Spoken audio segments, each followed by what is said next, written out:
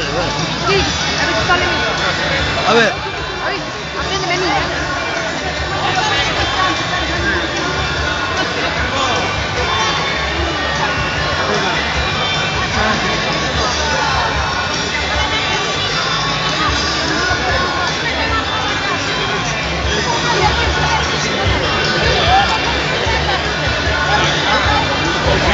Las mujeres de Camarines son muy cariñosas. Son salsa más que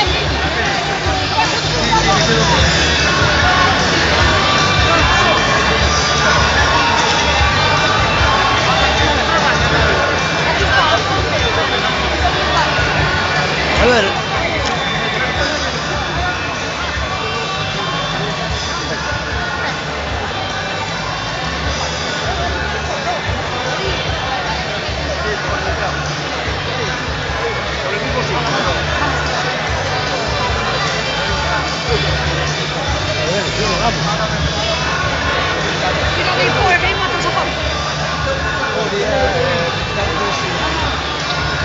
Abrimos por. ¡Hala!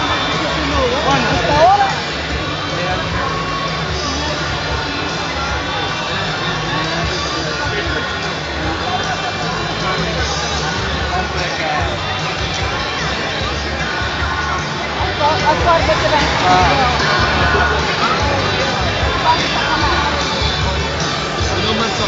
¿Dónde va el Pilar?